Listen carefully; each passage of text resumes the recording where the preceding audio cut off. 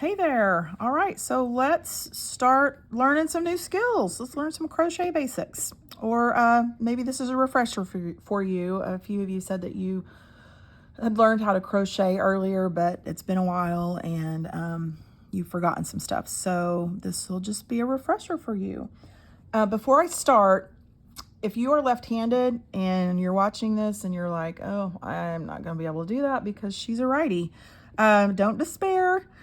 You can literally hold your phone up in front of a mirror and it will be right for you. If that is too cumbersome and you just don't want to do that, there are apps that will do that for you.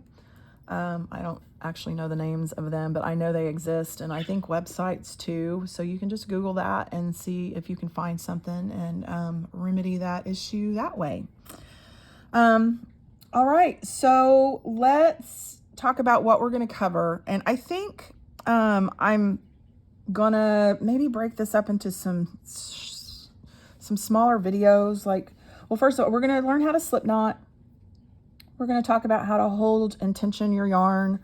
We're gonna talk about different ways to hold the hook. You're gonna learn how to chain. You're gonna learn how to single crochet. You're going to learn how to finish off a project and how to weave in ends. But I think if I do all that at once, it's going to make for a long-ish video. And so I think what I'm going to do is do smaller videos.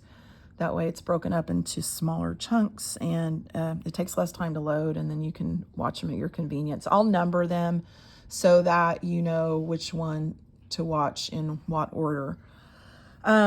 Also, remember, this is a new skill, or maybe it's a skill that you haven't done in a really, really long time, and be patient with yourself. I mentioned that in that post. Anytime you're learning anything new, you're not going to do it perfectly. It might feel awkward at first. And that was definitely the case with me. So if this is something that you really, truly want to learn, don't throw in the towel out the gate. Give yourself time. There are going to be different things that you can practice and adjust and see what works best for you. And if you're doing anything when you're working and you get to the point where you want to pull your hair out and you want to chunk your stuff across the room and are just super duper frustrated, just set your work down, walk away, take a break. I mean, you may not even want to come back to it for a day or two, or longer, I don't know. But just give yourself a break and give yourself time to step away from it and breathe a little bit and then come back to it. And sometimes that's all it takes for things to click, is that break. So anyway, be patient with yourselves. Give yourselves grace. We're going to be doing a square, and of course you'll have the option of how big it is, but it might be a little wonky, and that's okay. That's okay. I don't think I know anybody who does anything perfectly the first time, and a lot of times not perfectly after having done it hundreds of times. So anyway, all right. Let's talk about doing a slip knot, how to do a slip knot. All right, so when you're first crocheting, you've got to get your yarn on the hook to be able to do that, right? So you're going to grab your yarn. This is considered the tail. That's the end of it. And then the strand that is attached to your skein, that's what they call the working yarn. So and I'm going to show you a couple of different ways to do this slip knot. The first way, take it and wrap it around your first two fingers and make an X, and then flip your hand over. Put your hook underneath that first strand, grab the second strand and pull it up, and then cinch it up on your hook. And there you go, easy peasy. Now when you're cinching it up on the shaft of your hook, you don't want it to be too tight and you don't want it to be too loose. You want it to be able to move freely, but you don't want it too loosey-goosey either. You don't want it super gappy, but it should be able to move freely on the shaft of the hook. Okay, all right, let's do that again. So the tail of the yarn is coming toward you. The working yarn is behind, or is out in front of you, away from you. Wrap it around your first two fingers, make an X, flip it over. You can hang on to the yarn on the bottom with your thumb and your ring finger. Insert your hook underneath that first strand, grab the second strand, pull it underneath it and up, and through, and there you go. There's your slip knot. All right. All right, let's try a different way. This way, a guy named Mikey, he has a website. I can't remember his last name, but he has a website called Crochet Crowd. He's on YouTube, he's on Facebook, he's on Instagram, and I actually learned a lot from him when I was first starting, but this is the way he does it. He wraps it around his finger a couple of times, just his pointer finger, and then he takes the back strand and brings it over the front strand, and then he does that one more time. Brings the back strand over the front strand, then slips it over the front or the top of his finger, and slips his hook in there and cinches it up.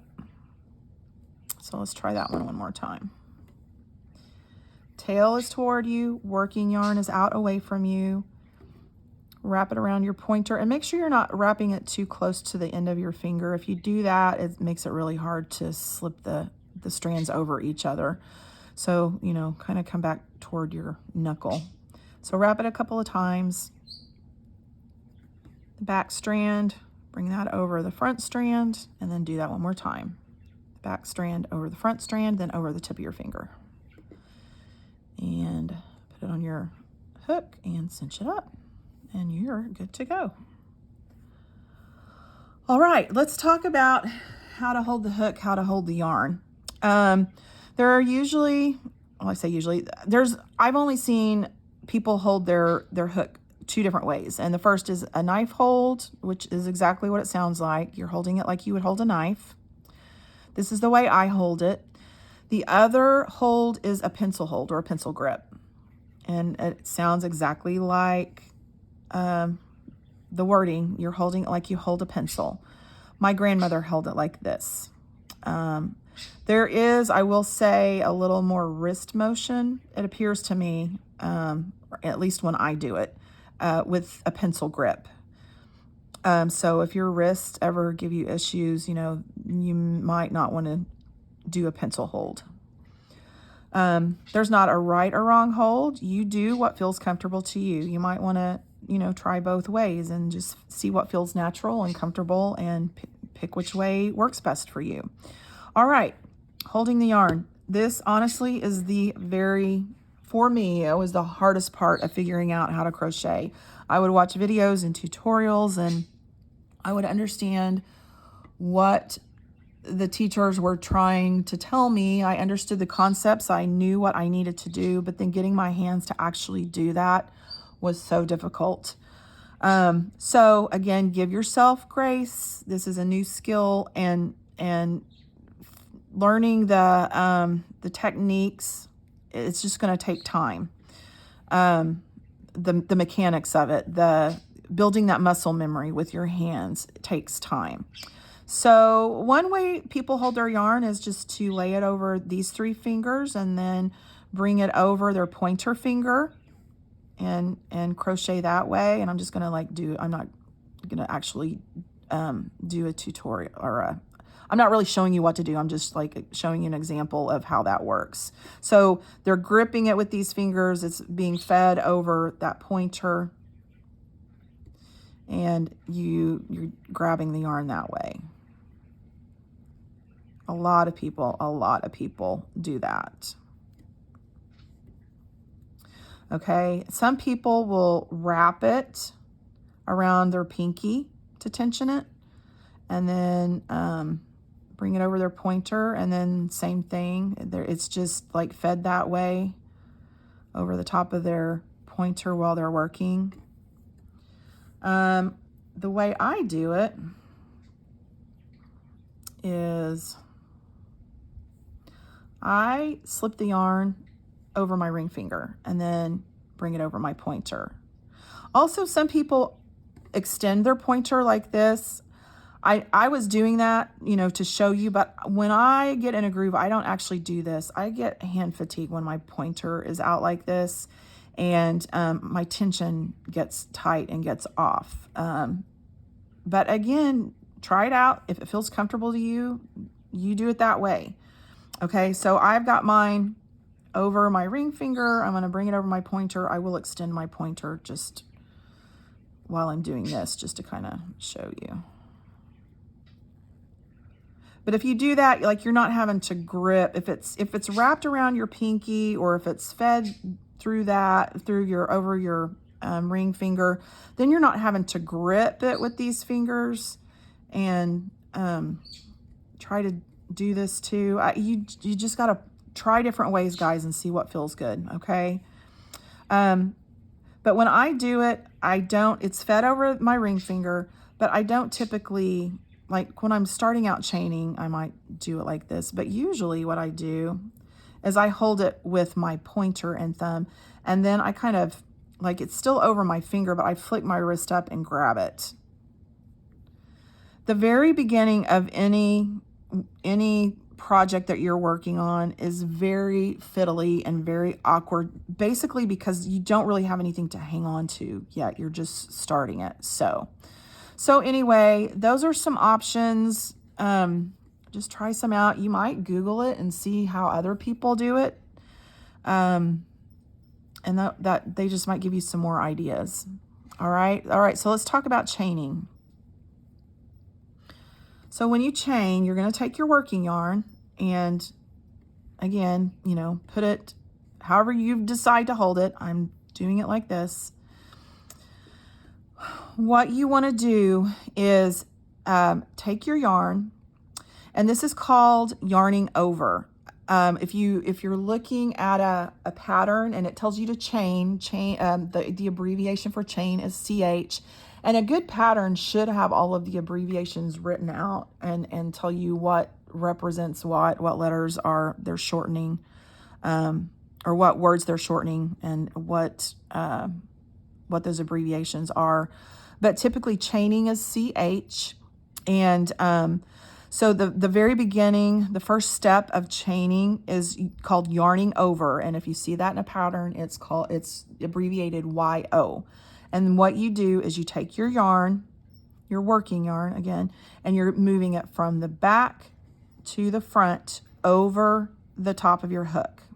That's why it's called yarn over. You're yarning over the top of your hook. Then you pull the hook toward the loop that is already on the shaft, and you're going to twist that hook as you go.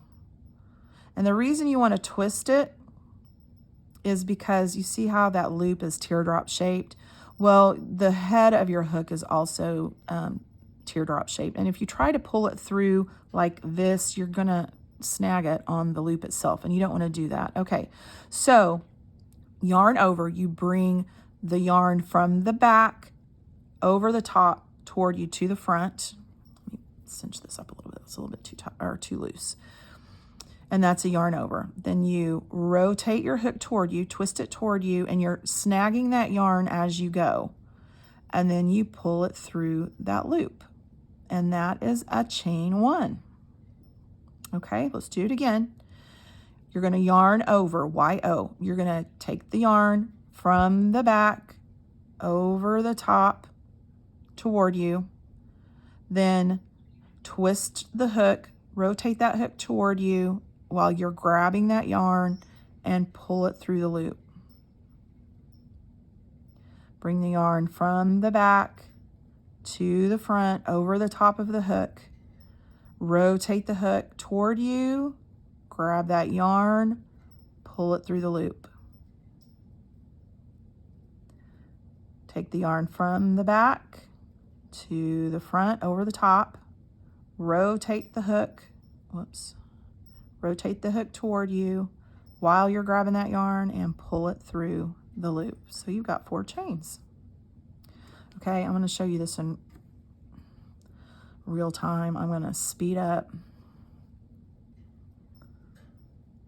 So when you're doing this, so I said we're making a square. If you're thinking that you want to do like a face scrubby or a dish scrubby, you'll probably want to do between 16 and 20 chains. If you're wanting it to be bigger, like a washcloth or a dishcloth, I do, I don't know, like 35 or 40 chains, something like that.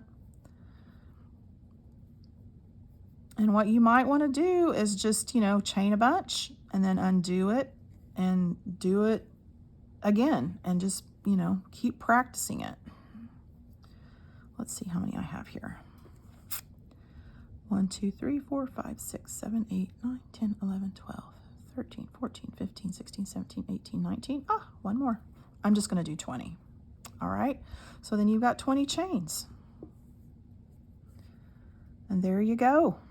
All right. So I think that I am going to stop here for video number 1. And then video number 2, I will pick up with single crocheting, because that's what we're going to do in this chain, this starting chain. We're going to come back and single crochet through it. All right, so video 1 is done, and you guys go practice, practice, practice.